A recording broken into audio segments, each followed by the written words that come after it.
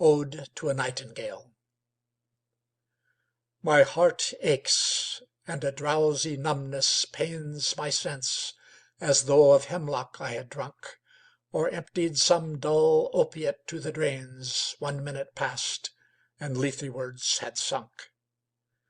'Tis not through envy of thy happy lot, but being too happy in thy happiness, that thou, light-winged dryad of the trees, in some melodious plot of beechen green and shadows numberless, singest of summer in full-throated ease.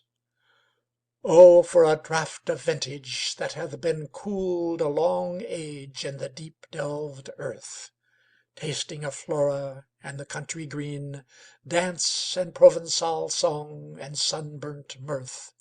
Oh, for a beaker full of the warm South, full of the true, the blushful Hippocrene, with beaded bubbles winking at the brim, and purple-stained mouth, that I might drink, and leave the world unseen, and with thee fade away into the forest dim.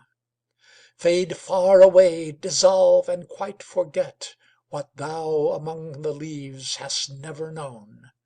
The weariness, the fever, and the fret here, where men sit and hear each other groan, where palsy shakes a few sad last gray hairs, where youth grows pale and spectre thin, and dies, where but to think is to be full of sorrow and leaden-eyed despairs, where beauty cannot keep her lustrous eyes, or new love pine at them beyond to-morrow.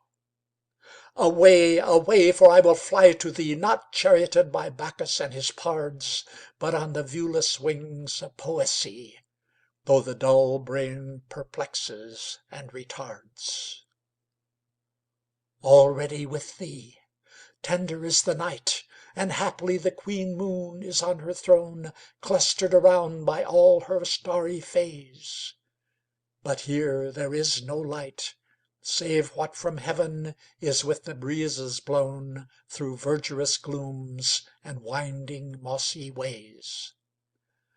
I cannot see what flowers are at my feet, nor what soft incense hangs upon the boughs, but in embalmed darkness guess each sweet wherewith the seasonable month endows the grass, the thicket, and the fruit tree wild, white hawthorn and the pastoral eglantine, fast fading violets covered up in leaves, and mid-May's eldest child, the coming musk rose, full of dewy wine, the murmurous haunt of flies on summer eves. Darkling I listen, and for many a time I have been half in love with easeful death, called him soft names in many a mused rhyme, to take into the air my quiet breath.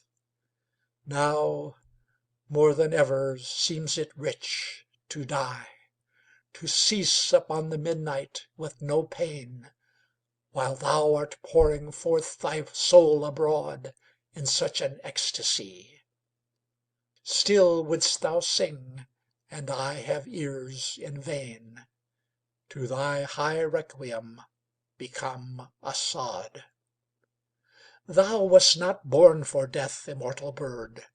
No hungry generations tread thee down. The voice I hear this passing night was heard in ancient days by emperor and clown. Perhaps the selfsame song that found a path through the sad heart of Ruth, when sick for home she stood in tears amid the alien corn.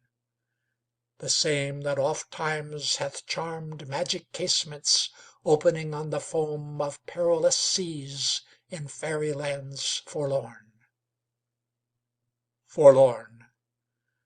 The very word is like a bell to toll me back from thee to my sole self. Adieu! The fancy cannot cheat so well as she is famed to do, deceiving elf. Adieu! Adieu! Thy plaintive anthem fades past the near meadows. over the still stream, up the hillside, and now 'tis buried deep in the next valley glades. Was it a vision, or a waking dream? Fled is that music. Do I wake or sleep? End of Ode